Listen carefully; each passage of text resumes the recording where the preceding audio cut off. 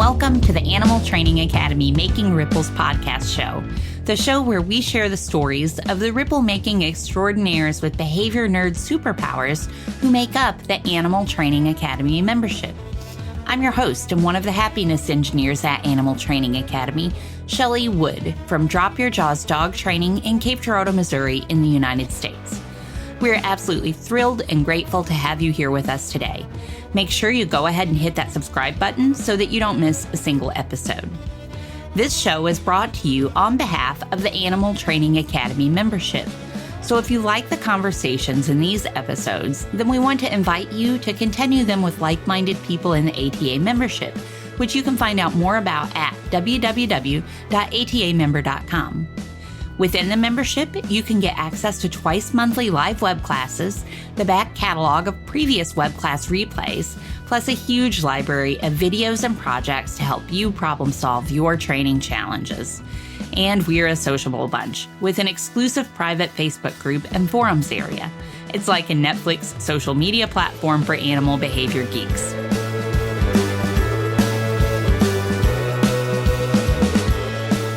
Today we are excited to welcome Robin Horemans to the show. Robin is the owner of Parrot SOS. She has dreams of providing quality education materials to all pet bird owners so that they are better able to communicate and bond with their birds. Just like we do with dog training, our parrot training focuses on building foundation skills, paving the way for an owner and bird to live a long, happy life together by lessening the need for behavior modification or rehoming down the road. Robin is a Certified Parrot Behavior Consultant with the IAABC, a Certified Professional Bird Trainer with the IATCB, a Certified Training Partner with the Karen Pryor Academy. She is also an Accredited Dog Trainer with IAABC, starting in 1998, working at HARI through years of university and additional training. Now as CPBC, Robin continues to learn about evidence-based behavior change. Welcome, Robin. Hi, it's a pleasure to be here today. Hi, I'm super excited to have you here today. Thank you for running through all of those letters. I know it's a lot. Those are a lot of letters. I know what some of them mean, but I don't know what all of them mean. What is HARI?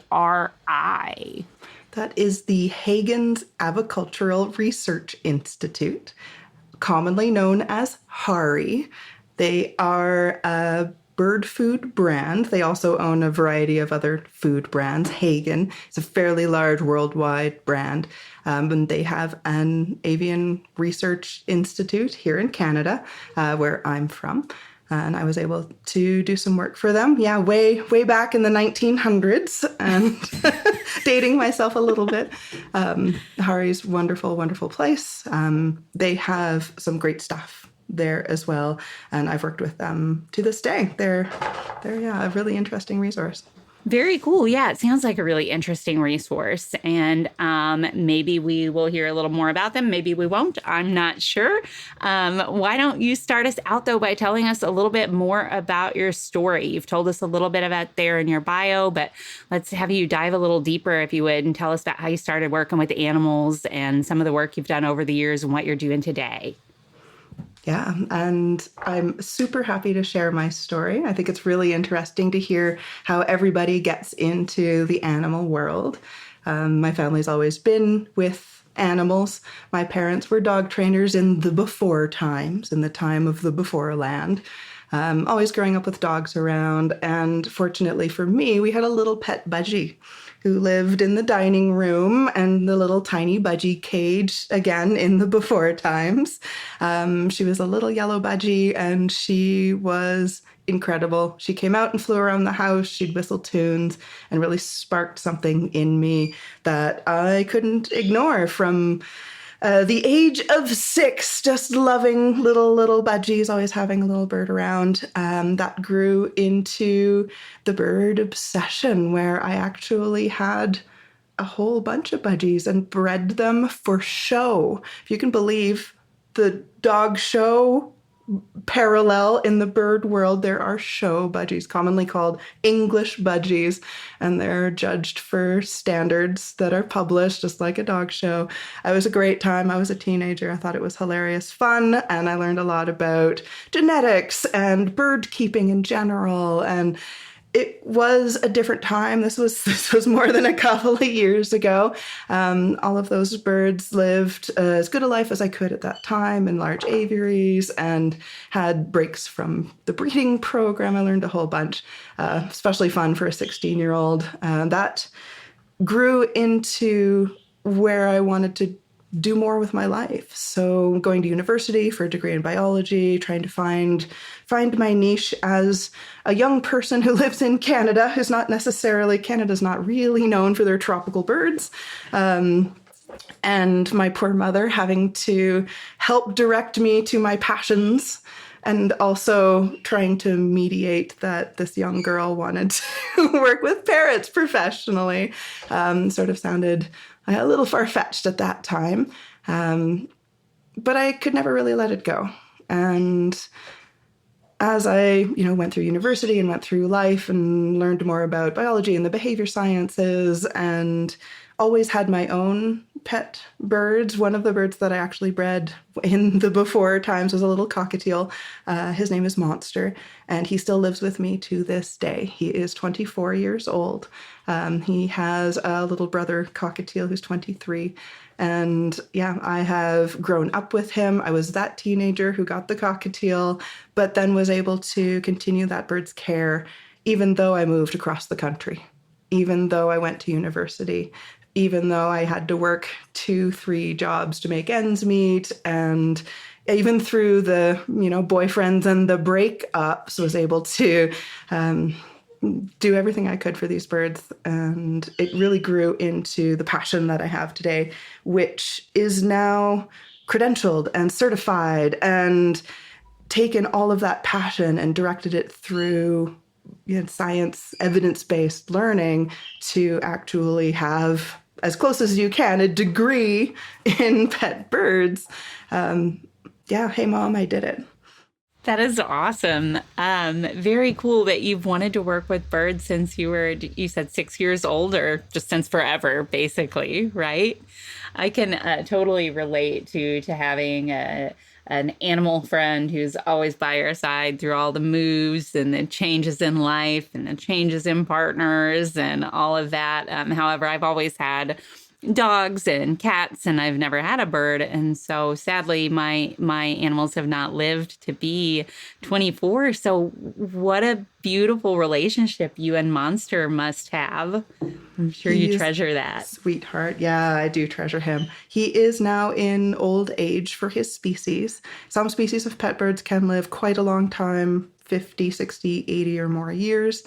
There are a few reports of Monster's species, he's a cockatiel, living into their 30s. But in the same way that some humans age in their body at a different rate than the age of the number on the calendar, Monster's old at 24. He's got some medical issues that are showing his age now. So very happy to have him. But yeah, I would give him a senior title. Yeah. Super fun. How many birds do you live with right now?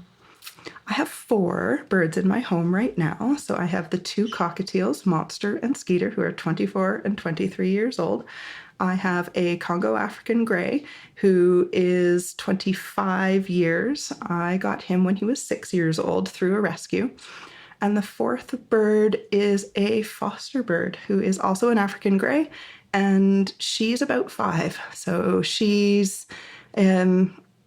in transit. She's likely going to be going to a new home, but I'm super happy to have her in my house for now. I love her to pieces. She's wonderful. And do you foster birds often? Do you foster them frequently? I don't foster that often. I really enjoy working with birds, and something I get to do all the time with my business, Parrot SOS, is work directly with the individuals who have the birds in their home. And I get asked fairly often if I would take the bird board and train style and do the work with them and then give them back. And I tend not to do that in any way, shape, or form. It's not something I like to do. This particular bird needed to be surrendered and also had some behavior concerns, so it was a good match. But generally, I want to work directly with the bird's primary caregiver so that they can develop the bond and develop the relationship and get those foundation skills with their own animal. I find that really rewarding. Yeah, this one's sort of fun too.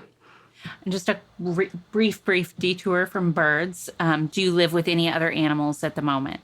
I currently have a rabbit in my home. She's super sweet. She was a stray found in the back alley, found her way into my heart and lives with us. Over the years, I've lived with dogs, I've lived with cats. And I currently do have a small tropical fish tank, just a little freshwater tank for fun. I don't do any training with them right now, but I have in the past. The rabbit's a really interesting one. They're similarly needing foundation skills, and not a lot of training resources are available from the evidence-based positive reinforcement corner. So really interesting to work with her too. Yes, we had Thea Harding on the podcast a while back, and she talked about rabbit training, and it does sound like there is a pretty good gap there as far as resources for rabbit owners. So it's great that we have folks like her and, working with rabbits. Absolutely. Yeah, it's super fun. It's really interesting. Yeah. So let's talk some more about birds. You started your educational background and training, it sounds like, was in biology. And how did you then, what steps did you take to get to where you are now with all of these letters and being a bird behavior consultant and all of that? What has led you to that? What was your next step after biology? Well, that's a question I often get asked as well. There, at that time, were not very many mentors or schools that were teaching behavior modification for anything other than dogs, necessarily. Most dog training schools for dog trainers are focused primarily on dogs. And there aren't a ton of places to become a trainer of other species. I know there are becoming more and more common now. It's 2024 when we're recording this. This is a thing that there are mentorships in schools that are offering other species. But at the time, I was a little bit aimless. I really wasn't sure where to go and how to become a bird trainer as you would become a dog trainer. Because I do love dogs and do have some background working with dogs, I was teaching classes at our local humane society with dogs. And actually the trainers at my local humane society encouraged me to do the Karen Pryor Academy Certified Training Partner program. And I was able to complete that and felt like I had certification under my belt. Even though it wasn't bird education, it was quality, positive reinforcement, evidence-based education. And through taking the KPA CTP program, I identified a lot of parallels in those foundation behaviors that we do with dogs and their owners to help them live with their family, to help them stay in the home, to help maybe prevent behavior problems from cropping up later. And those foundations of walk calmly on the leash and come when you're called and name attention and even sit and down and stay as more, skill type things rather than environment type things. They're parallels to the bird world. And I was thinking, wouldn't it be amazing if all of these pet parrots had this type of foundation skill set with their new people? Because often these pet parrots are in a pet store at a breeder and purchased by very loving families who want to give their bird the world. They have great cages and great toys and great diets and great environments. And then the very first thing that happens is there's a bump. There's a behavioral bump. The bird won't come out of the cage. The bird won't go back into the cage. The bird won't go to my spouse. And there was a gap. There was a void of what to do next. Who do you talk to? Do you go and call the pet store back up and say, hey, how do I get my bird to go back in his cage? Where do you go for that information? I feel like many dog people, no matter where you found your dog as an adult, as a shelter, as a puppy, would then know, hey, I'm having a bit of a problem with my dog. You won't come when I call. I should probably call a trainer. And I wanted that to be something that existed in the bird world. I wanted somebody to have a bit of a bump behaviorally and go, I'm having a problem. Who should I call? Oh, I'm going to talk to the bird trainer. I know that bird training is a thing. There have been some wonderful trainers that have been around in the last 20 years that have really helped our pet bird owners realize that there's some great resources out there. All right, let's take that model and go, what are the foundation skills that every bird should know? What are the foundation skills that will help build the relationship between the bird and the owner? How can we work together on this and get that information to those people? And so that was how I created my very first incarnation of Parrot SOS, which at the time was called the Calgary Bird School. I started nice and local, set my sights on what I felt like I could do, which is my local city and my local area. And I had the equivalent of dog training classes, but for birds. So had a location, had people come with their bird in a carrier. They each got their own table. They each got their own set of instructions, and we would work on a basic foundation skill. There would be some instruction, there would be some demo, there would be some time to work with your own animal. Very similar to that, dog training class, but with birds. It was fantastic. We had a ton of fun. There were some challenges in there too, but it was really well received. And I still have people to this day asking, when am I going to do the next bird school? It was so much fun. And when did you stop doing the bird school and why? Bird school, as it was, the Calgary Bird School, morphed a little bit into the Canada Bird School, so I could use the same CBS logo. The frame was the same, trying to think bigger. And then COVID hit. Nothing was open and no one could go anywhere or do anything, let alone bring their bird to a bird training class. It was a bit of a challenge for everyone at that time. 2020 was tricky. And I moved all of my classes online. So like many have access to Zoom, we put our bird training classes online on Zoom. I was then able to record a lot of these classes, and recording the ideas that were in them led me to creating more of a database and more of a resource base for more people. Instead of having to attend, Wednesday night at 6 p.m. to attend the class, let's take these foundation skills, put them online in a class that's accessible any time of the day, 24/7, log in, get the recording, get the skills, and get the projects. The little homework projects. So we've identified foundation skills for our bird community in our classes as a target, which is specifically a beak target. Any target we talk about, we're going to talk about specifically a beak target unless we specify otherwise. So beak target. A station, which is stand on this particular spot, please, whether it's inside the cage or out of the cage. A recall, which is come here, please come towards the spot that please come. The fourth foundation skill we call step up, which is where the bird puts their feet onto the human's hand or fingers.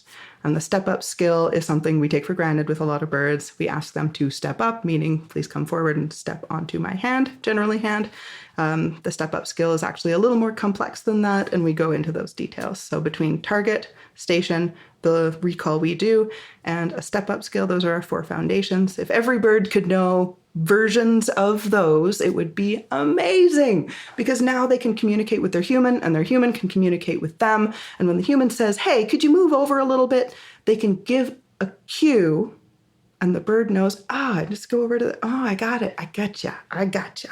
Just like we do with dogs. I can see where those skills would be really critical for helping birds and their humans live together a little bit more cooperatively, I guess. I've not ever had a bird or lived with a bird, but just like you were talking about earlier, I would just because of my involvement in the animal training world. But if I were just a person who was not really involved in the animal training world, I'm not sure that I would have any idea where to go for resources for training or behavior for my bird. And listening to you talk through those skills, target with the beak and station and recall and step up, I can see how all of those things could be used to ask the bird to move to different locations. And then I find myself wondering how people are achieving meeting that need when they don't have those foundation skills. So really important for them to have them. I see you nodding. That's a great question. Those skills are the ones that we've identified as foundations. And just like we have people who have dogs who have never taken their dog to a manners class and have never talked to a trainer and have an understanding with their dog of probably all of those basic things of, please move a little bit, I need to sit on the sofa, or hey, it's dinner time, could you come on over here to your dinner bowl? Those communicative skills come naturally to some people and come naturally to some relationships. Some need a little more assistance, and going to a dog trainer helps to create that communication. Doing the puppy class, partly for the puppy, partly for the human. Having communication skills that are two-way between the owner and the bird, between the human and the bird, are almost a new idea in the bird world. Fortunately or unfortunately, we haven't done a ton of bird training for pet birds up until, I want to say, 1995. Like, we're talking a 30-year amount of time where there's been any kind of talk of training at all. And we've had to go from, can we train our birds? Should we train our birds? To how are we going to do it? To could we make it better? Could we use an evidence-based positive reinforcement style training system? And to this day, there are still a mix of opinions and, I'm not going to say skills, a mix of training schools offering a mix of behavior modification techniques. I specifically do my school with the positive reinforcement side of things weighing heavily. And if we talk about any other modification skills, we talk about why. For example, the step up that we teach is going to be asking the bird to come forward. We have a 5-part thing for step up. The bird needs to come towards you. You're not going to be going towards the bird to chase them around. So the bird comes towards you. The bird has some sort of indication they're about to come on. Usually it's a foot that comes up a little bit. It could be a lean. So the bird indicates. And right there, those two things have not been taught by the old ways of doing stuff. It was, when you want the bird to step on, you go get them and you push into their stomach until they're standing on your foot, because you are demanding the step up. This is happening now. And you can see the parallels within the dog training world, where the birds learn that when the hand approaches, you jump on. And so now they've got this essentially cued behavior, and we're going to flip it around. We're going to go, yeah, we want them to think jumping on your hand is the best thing in the world. So we've got our 5 parts that say the bird looks at you, the bird indicates, the bird's going to put both feet on your hand before you start moving your hand. We have a 4th one is called up and out, where we make sure we're not bumping any bit of the bird, the tail, the head, the wings. Very common to bump a tail as you're moving the bird away from a perch. And then the 5th part is a reinforcer of some sort of awesome thing that the bird is getting. Because they've jumped on your hand doesn't mean we're done. Let's make it amazing for that bird, so that we are expecting the next time our hand comes up and those 5 things are around, we're going to be getting that same behavior. There's a lot more to it. Those are the 5 parts of it that we talk about to get a really awesome voluntary step bird onto hand behavior. And it's easy enough for the humans to see, and it's easy enough for the bird to understand, but we're not shoving our hand into their stomach until they step on the perch anymore. We've got more information. We can do a little bit differently and make it work for everyone. I love that. I love step up. It's so cool. You've never had a bird on your hand. Get one. It's so cool. It sounds really cool. I never have. I don't think I ever have had a bird on me. And if I have, it's been a very, very long time ago. So yeah, I need to try that sometime. But yeah, I can see where Step Up would be really cool. And it's really cool listening to you talk about it because you can just see and hear the passion in your voice as you talk about it.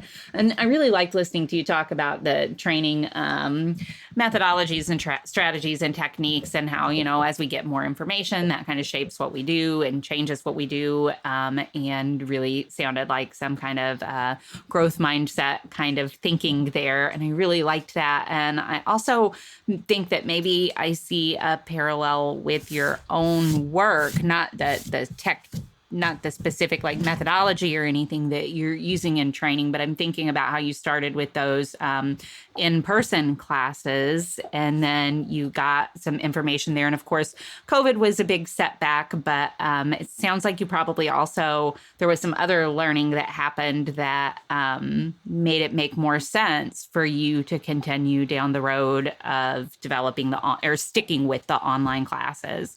Can you think of some of like the biggest things that you learned, some of your biggest takeaways from those in-person classes about maybe some of the things that were amazing and went really well and some of the things that it's like, oh, that's kind of challenging. Maybe this isn't the best format for what I'm trying to do. Absolutely. There were both. There were so many learning opportunities for me out of these in-person classes, especially with birds. And I think some of these challenges were paralleled through some of the cat kindergartens when they did the first few of those, however many, 10, 15 years now. Birds are our pets in our homes, but generally we don't take them for walks around the neighborhood and we don't, go to the pub and have your bird sit with you. They're just not quite the same type of companion as the dogs are, which are a little more mobile. Now, I do know people who do that, but we're talking generally speaking, most of these birds that were coming to classes lived a very good life in their home. And going into a crate generally meant going to the vet. And so having a negative association with going into a crate is something that we need to overcome because now we're going into a crate and we're going to go to the bird school. Bird school's super fun and they get there, but their eyes are wide. Their stance is very wide. They're gripping tightly and they're not quite able to get their attention level simmered down. They're a little bit on edge. They're a little bit not, 6, 7, 8 out of 10 for fear, anxiety, stress. No, they're not on the FAS scale at that point. They're just gripping tightly, wide-eyed, not learning, observing. Am I safe? What the heck is going on and why are we here? It's a brand new space, a brand new people. There's stuff going on. Holy moly. And having them going in and out of a crate was a whole thing. Having them going in and out of their travel cages is a whole thing. It generally took 2 or 3 bird schools for a bird to come to the bird school, come out of their crate and go, oh, I remember this place. It was super fun last time. All right, we can get settled and start to learn. And having those couple of classes where the bird was just not quite able to be in that learning headspace meant that the owners were getting frustrated because they're there and they've got their reinforcers and they're in a class and they're expected to perform. There was just a level of expectation that I needed to then communicate to the humans to say, you're here and letting your bird experience this in a positive way is learning. We don't have to necessarily do the lesson. This is a lot. Your bird hasn't done this before, ever, or has had a negative association with something like a veterinarian. So that type of work I needed to communicate a little bit better when these people were coming to the live classes the first couple of times. Being able to point it out the 3rd, 4th, or 5th time, look, you've come, you've got your bird, and they're ready to work right away. We don't need the 15 minutes decompression time. Look, they're ready to go. Let's do it right away. So those are some learning things that I definitely picked up. The expectation of the humans to come to class, very similar to a dog class, also meant that they were putting a lot of pressure on the bird in general. Some birds were getting shoved into a cage just to come to class so that they could learn, and that set them up to not perform as well. And that expectation of the human needed to be adjusted before they even came to a class. So it was almost like I needed to call each person to say, before you come, before you even think about putting your bird in a crate, could you do these things? Do you know if your bird will take a piece of food out of your hand? And we had birds that were attending that were not taking food out of their owner's hands. They weren't what we would call tame, though I don't like that term, but taming is, in our world, the process of having a bird come forward in the cage, take food from your hand or perch on your hand is sort of the thought. If a bird's not coming forward, they're not necessarily comfortable. And that's okay. But I can't say to a person who's done so well to get their bird into a crate and come to a class and their bird's just not even able to take food from their hand. I needed to get on that before all of that happened. So setting that up was definitely a learning point for me. Some of the benefits we had from those classes were once the birds were comfortable, or the birds that were a little more socialized that had traveled to other places before were coming to these classes and learning some really valuable skills in the frame of an hour or less than an hour. Because, with dog training, the working moments and then the pausing moments happen throughout class. And so you'll work for 2, 3, maybe 5 minutes, and then everybody pauses and we'll talk about it and decompress what we've learned. And then we'll go back and do a little more teaching. Those birds were picking up a targeting skill within one class. Bingo, bango, we're good to go. Here's your target. Here's your clicker if you're using the clicker, which we didn't always use a clicker, but it was handy for some. You've got target. You can take it now. You can run with that. If you want to use a target stick, go ahead. If you want to use the target stick as part of your recall, we can now do this. If you want to use that target stick and take it to a voluntary medical procedure, like eating food out of a syringe, we're golden. And so the idea of having the bird go from out of their crate to learning these new skills in an hour, people loved it. It was so empowering. It was empowering for the bird. It was empowering for the people. They couldn't get enough. They just wanted more and more and more. So really valued those experiences from that in-person time. Something that I've done nowadays, now that I don't generally do in-person classes, is when I'm going to speak, let's say in another city, in another location, having a speaking time. I'm going to be speaking on this topic. That'll be a 2-hour, 3-hour thing. And then having no birds at that speaking event, but then having a 1-hour bring your birds session, limited number of attendees, limited number of birds, and base criteria for people to be able to come. Your bird has to eat out of your hand. Your bird has to be comfortable going in and out of crates. Your bird has to be able to do a couple of these basic things. And then having those spots as almost an intensive workshop for those, say, 8 people. And we could do that 1-hour intensive after the speaking day. I've done that a couple of times. It's been really well received. The birds love it. The humans love it. The challenge that continually persists is one of health. Parrots are exotic, but parrot species, there's, I believe, more than 350 different species of parrot around the world. Not all are in captivity in aviculture, what we see. Dog is a species. Cat is a species. And imagine having 8 birds, 8 different species in a room. How do we keep them safe from viruses, biological issues? How do we keep them safe from harming each other? How do we keep everybody safe in that space?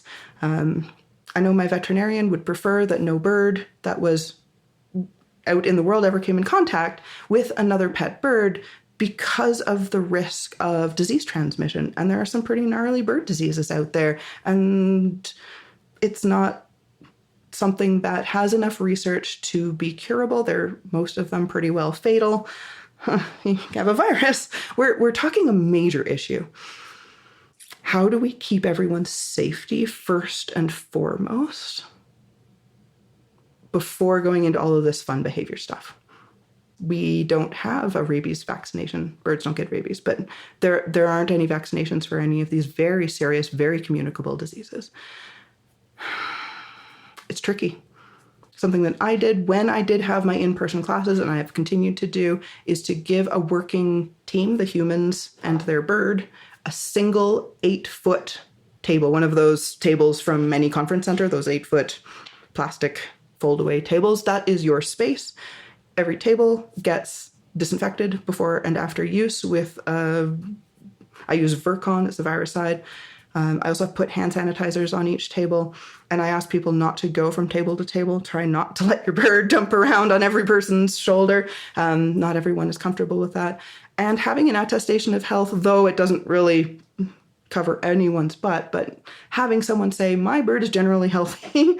I'm not worried about their health in any way. I'm coming with a bird that has seen a vet in the last year and has been deemed generally healthy enough. It makes people more aware that these are concerns when we have birds in space together. It's tricky. That's probably the trickiest part for me. It's not the behavior, it's the health. Yeah, it sounds like it would be really complicated and definitely something that you'd have to be incredibly on top of to keep everybody safe.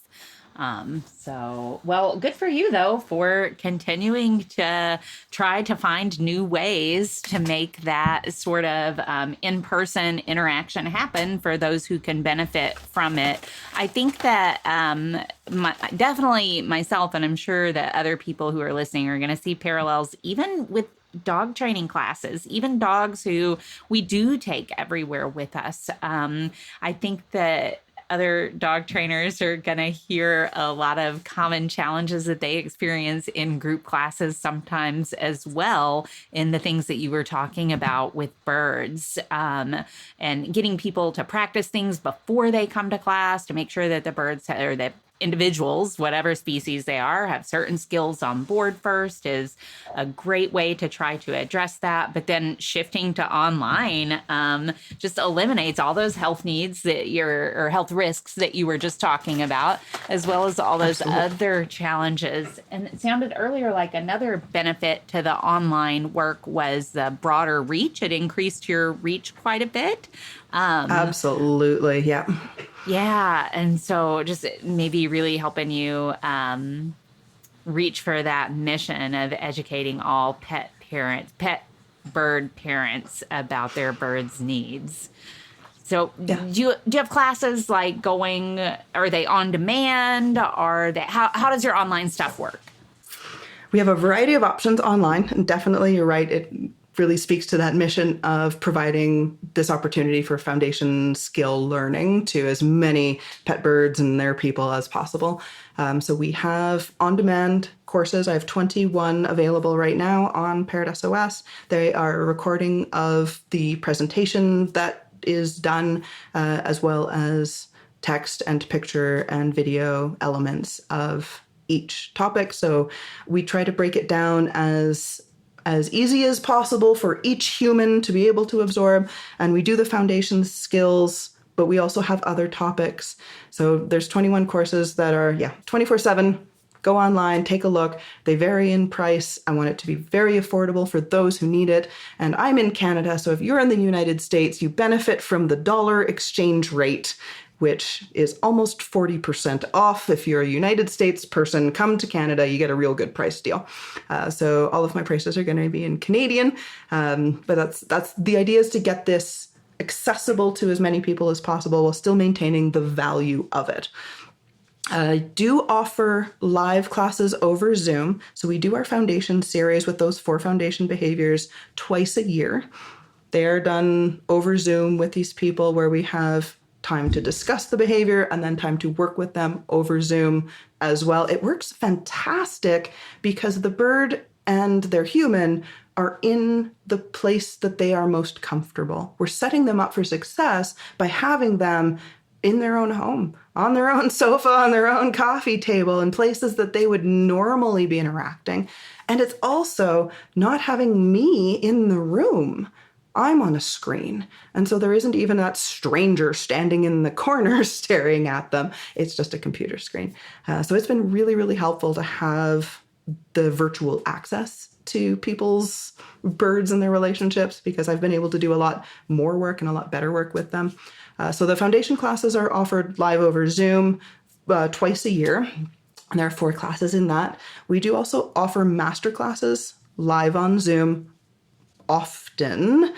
I've been trying to do once a month. I got real sick recently, so not last month, but once a month we'll deep dive into a topic like step up or body language, or we'll talk about problem behaviors.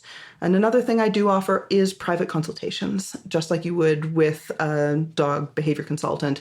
Having a private consultation means the individual with the issue gets an individually customized behavior modification plan, because every animal is unique and every home is unique and every situation is unique. We take that as unique and do a functional assessment and figure out what's going on and then build them a specific behavior plan. So I do a lot of virtual consultations as well. Between the online classes, the master classes, the foundation series, there's lots going on. Awesome. It sounds like lots of wonderful stuff going on. And we'll link to everything in the show notes for folks to find you online. So if they want to take those classes, it's all Parrot SOS, right? ParrotSOS.com, and then Parrot SOS on Facebook and Instagram and YouTube and TikTok. Is that right? Everything is, Parrot SOS. Yep. Awesome. All right. Well, Robin, you are too interesting. I could continue asking you questions down the road that we have been on, and just learning more about your services and the different types of training that you're doing and all of that. But let's kind of shift gears a little bit and dive into some more specifics right now. Could you share with us now about a training related challenge that you've experienced, and talk to us a little bit about how you worked through it or are working through it? I'd love to. I love working through behavior challenges. I love working with my clients with their behavior challenges and really looking at that individual, and the function of that behavior for that individual has opened my eyes to all sorts of different possibilities. So some really interesting stuff that I'm doing right now with the foster bird that I'm working with, who is an African gray parrot. She's 5 years old. She's currently doing some behaviors that I was really not sure what the heck was going on, and they started to escalate. So what was happening is, when changing the food and water bowls in a parrot cage like the one I have, there's a little door for the little bowl, and it's different than the front door of the cage. There's a little side feeding door.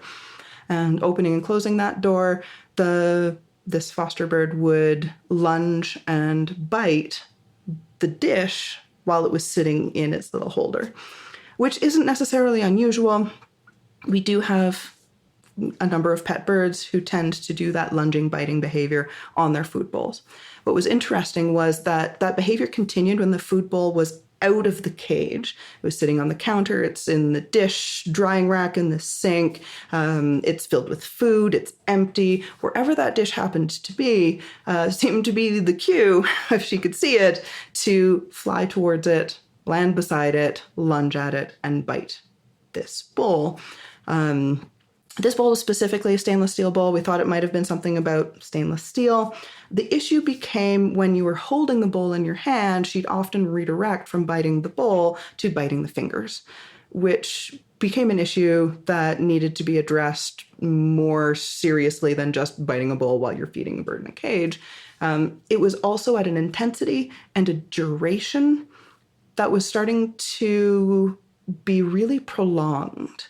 So we were talking about intensity level of maybe a 9 out of 10, very focused, very intense, and unable to distract this bird with anything else, as well as a duration. We're talking about 5 minutes of maintaining that 8 or 9 out of 10 intensity and focus, laser beam focus, and unable to be redirected.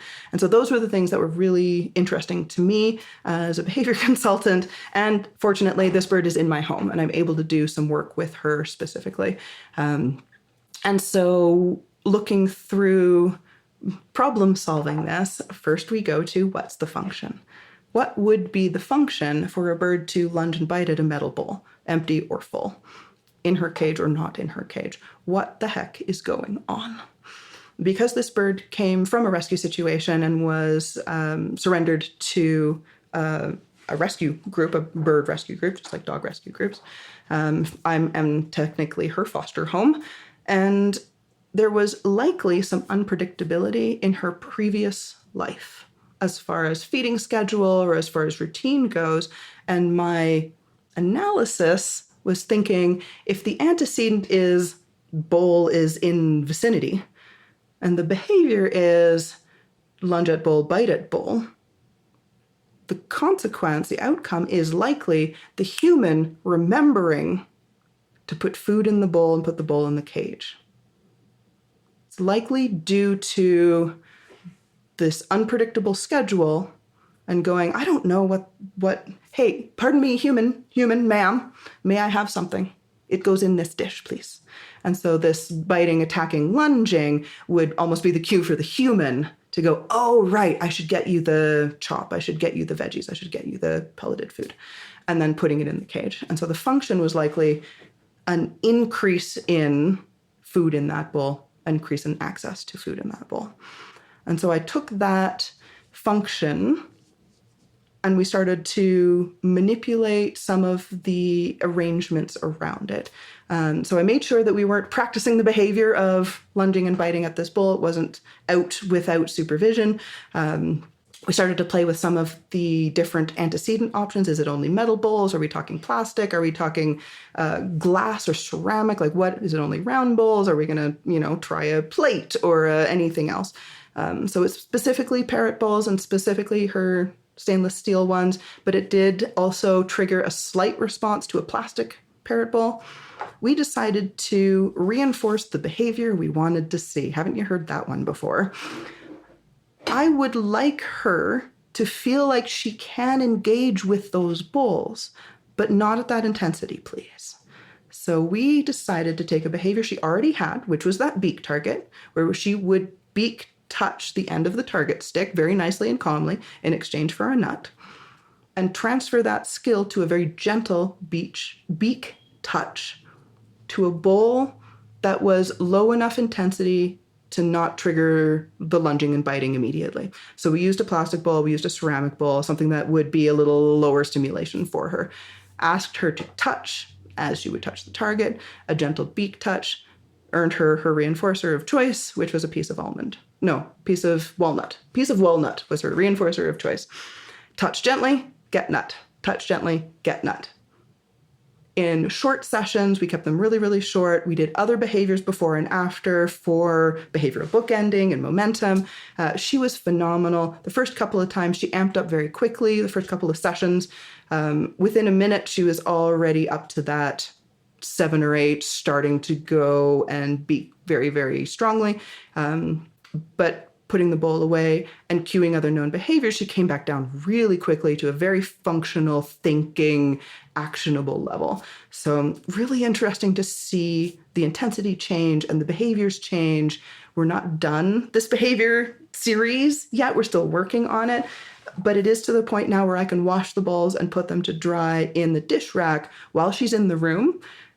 And she does not fly immediately to beak them. She'll stare at them. There's a, it's still salient to her. She understands the bowls are there.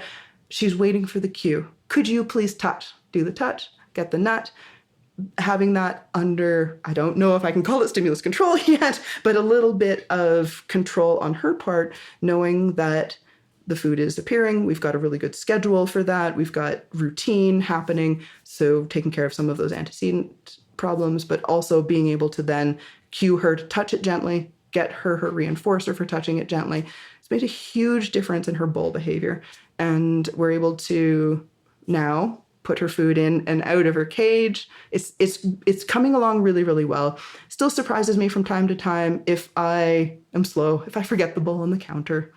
She will remind me and fly over and beak it really hardly. So I think there's still work to be done, but it was a fascinating case of looking for the function and then working through it as we do with that hierarchy of behavior change. It's the same stuff as dogs. It's fascinating. It's just not a dog, and it flies.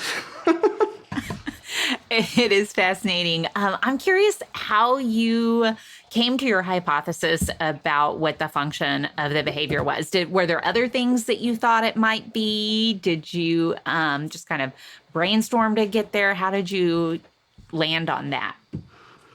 It was a really interesting brainstorming session. I'm fortunate to have some amazing colleagues in the bird training industry, and I love my ATA family for that.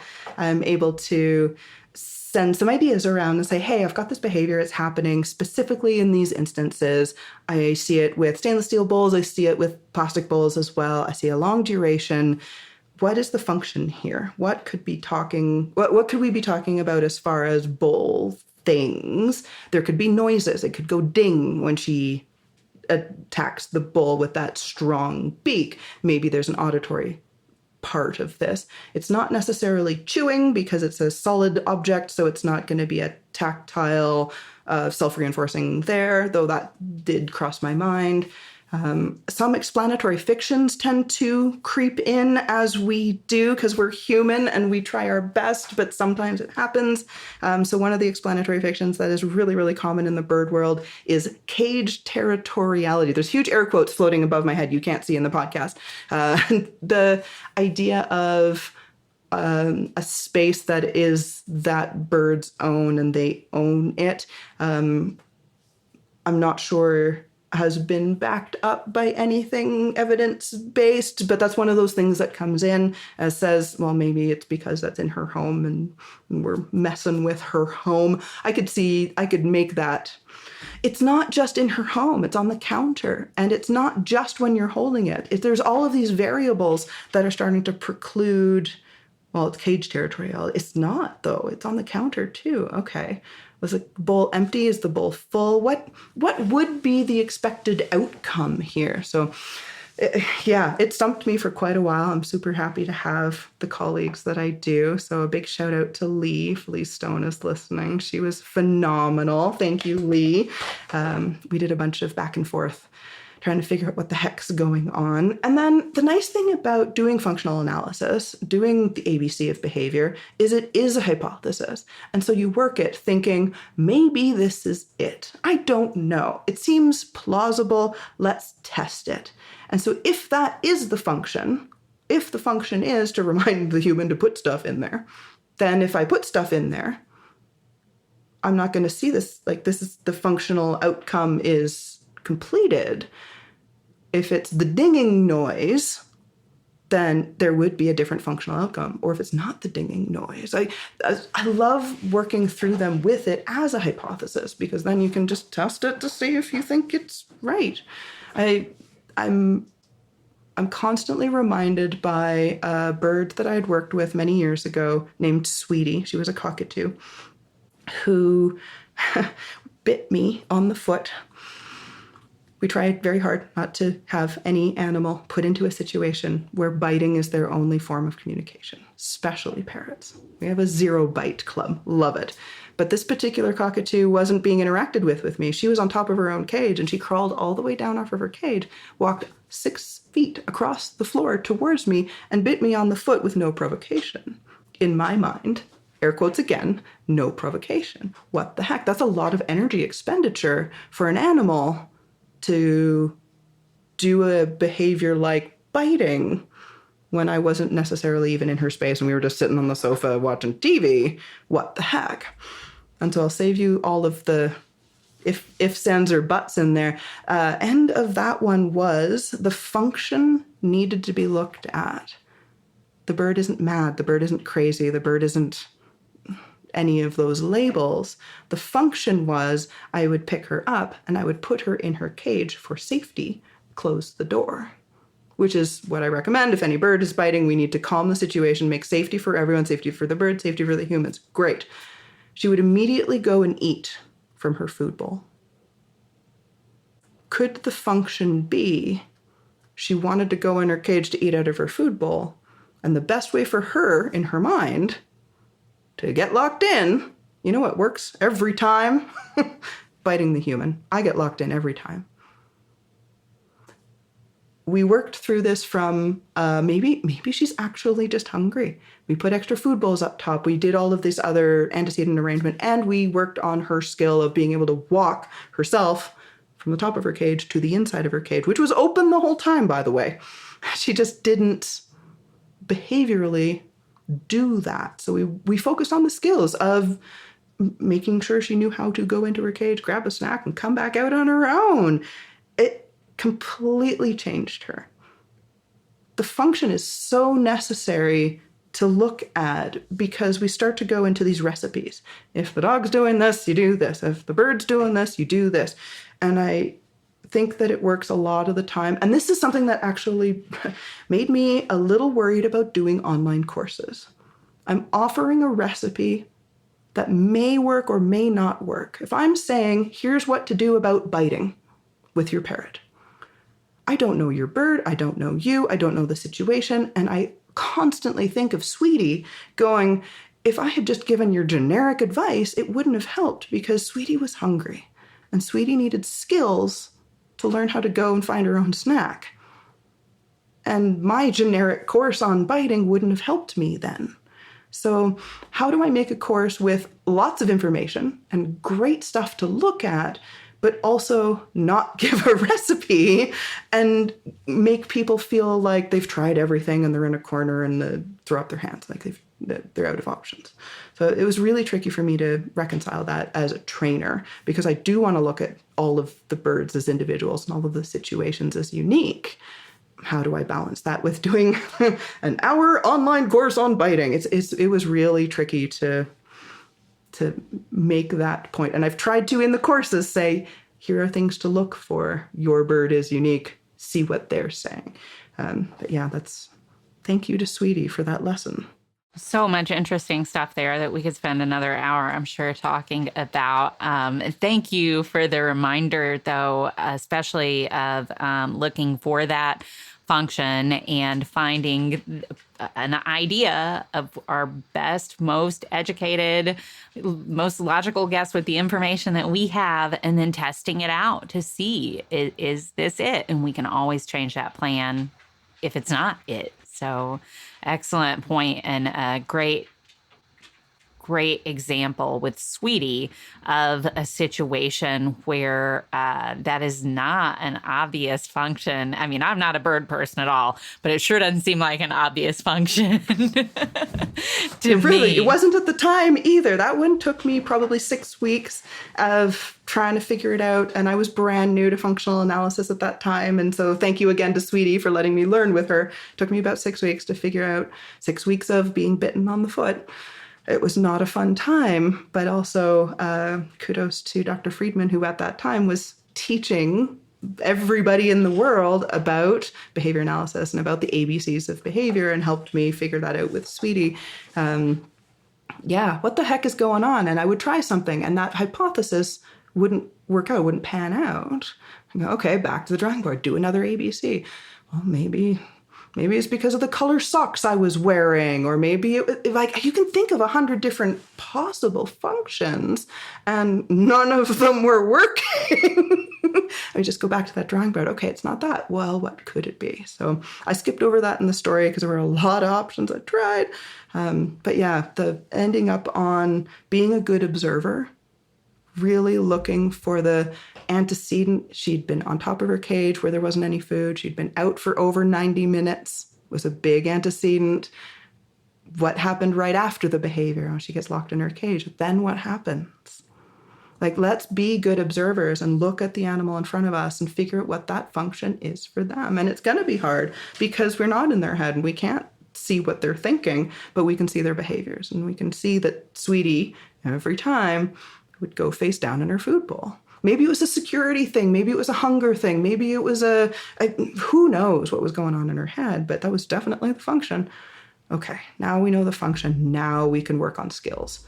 We can make sure that she's not left without a food bowl closer. We can make sure that at 60 minutes instead of 90 minutes, she's getting interacted with so that we can maintain her satiety levels. It was about being a good observer, about looking at that function, and about making it work for her and for us. I didn't like getting bit on the foot. It hurt. Shoes didn't matter. Socks didn't matter. Barefoot didn't matter. Nail polish didn't matter. Also, what a great example of or a great reminder that there is always a function, that behavior is happening for a reason, and that reason is not inside the individual. It wasn't because Sweetie was bad or mean or aggressive or any of those things. Spiteful. There are a lot of spiteful dogs. I bet there are a lot of spiteful birds as well. There are not a lot of spiteful dogs. There are not. I love talking about it because we often defer to the label. How many times have you heard it's because of X breed? Oh, he's a breed. We get that with, oh, it's a cockatoo, of course. Yeah, Sweetie was a cockatoo, but that is not not what it was. Great reminder. Thank you for sharing that with us. Could you share with us now about a training situation that you are proud of and or that you found reinforcing? I have so many. This is one of the hardest questions. I am so proud of so many things with my animals. They are just superstars in every little tiny way. I love working with birds because they are so expressive once you are able to read their body language. And just like dogs, they give a lot of try, they give a lot of heart, and they try so hard to communicate with us humans. Some of my favorite training has been with my own African Grey. His name is Quentin, and he's an absolute sweetheart. And he's put up with so many things over the years with me. And I think I'm actually most proud of doing some work with crating with him, because he was definitely not happy about being in a crate for many, many years. And through exploring different types of crates, different crates that have more openness, more vision from inside, from the animal's perspective, or less vision, depending on the species. Do you want it dark and enclosed? Do you want it wide open so they can see everywhere? He got shoved in so many crates at the beginning that he had an aversion to going into some of these dark spaces. The plastic cat crate is an absolute no, thank you very much. But some of the work that I've done with him has made me so super proud of him. And going back and watching the videos of how hard he tried to work through some of whatever it was he was going through. He would try so hard to go into those crates. We've made it a game. I know crate games is a thing in the dog world. At the time, it wasn't in the bird world yet. Coming out with that course shortly. Crates are an incredible tool, and being able to have your bird walk into a crate on its own has been done in like zoo fields for many, many years, brand new in the pet and bird world. So we found a crate that was very, very open. He liked to see more, and then having opportunities for him to walk into the crate on his own gave him more agency. This is where agency is starting to creep up in every single conversation. And I think it was the pivoting point in this, even though I didn't really realize it at the time. This was 10 years ago. Him having the choice to walk into those crates on his own was even more reinforcing than any nut that I could put in the food bowl. And showing those videos now, you go back and look at your videos training 10 years ago, you're a little cringe on some of the stuff you used to do. All of us have those. But I'm constantly impressed by him and how much effort he made to do those things. So now he goes into crates pretty well anywhere. I've got a couple of different kinds of crates. He's still a no for the cat plastic carrier. Thank you very much. We'll take it. But he'll go into dog crates. He goes into, we have bird backpacks. So they have a little perch in them, and you can have a backpack. I know they're getting more popular for cats, but birds have them as well. He's just a superstar. That's my favorite training story is, watching him progress through his little crate aversion. He's a superstar. You are a superstar as well. Congratulations on your success with your crate training with him. I can just imagine how heartwarming that was for you to watch him work through that challenge, because when our animals are not doing something like that because they're concerned about it or worried about it, I know that can be a tough thing for us as their caregivers. So to see him kind of overcome that, I'm sure has been very reinforcing for you. It's great. And it really goes back to that be a good observer thing, because it wasn't just about making the treat better. And it wasn't just about making it,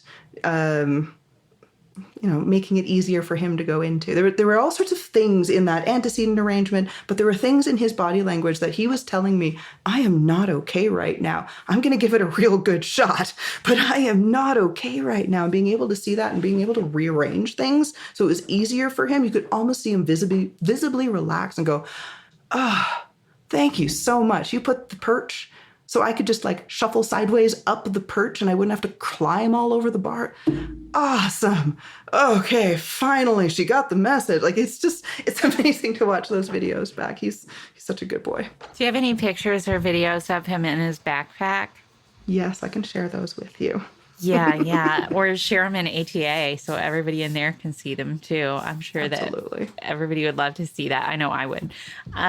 Absolutely.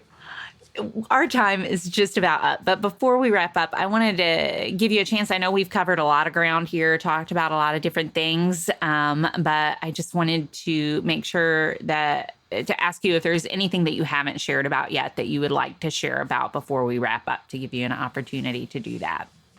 I can't think of anything off the top of my head. I think I like to focus on having this accessibility to everybody in a way that is inclusive of as many people as possible. Something with the online courses that showed me that many people need these resources also means that not just the people who've got the bird from the perfect situation and the perfect rehome with the perfect home are the ones that need these resources. And I'm not going to be judging anyone who's coming and asking for help.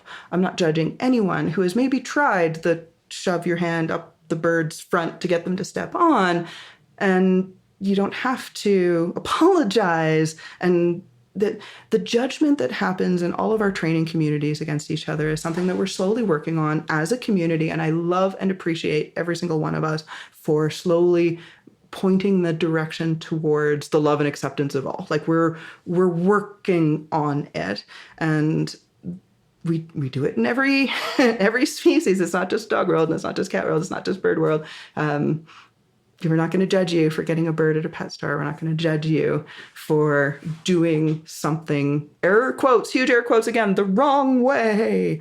We're all in this together, and we're all going to point towards the right direction. Let's go this way together, and I'm going to lead from the front. I love having my community as diverse as possible. I'm a neurodivergent person, and I want to have as much inclusivity as possible so that people who are needing that help can come in and get the help. Started at foundations. It started at the target and the station and the recall and the step up, and it's just grown into this huge community of really wonderful people who just absolutely adore their birds. And I mean, I can't think of anything better. I love my birds too. Thank you so much for all of that. I cannot think of a better way to wrap up the episode. Thank you, Robin, for joining me today on behalf of ATA, on behalf of everybody listening today. Thanks for taking time out of your day to share a little bit about your bird world with us. Thank you so much. This has been really wonderful. I'm really happy to be able to share the bird side of dog training. This is so much fun. Thank you.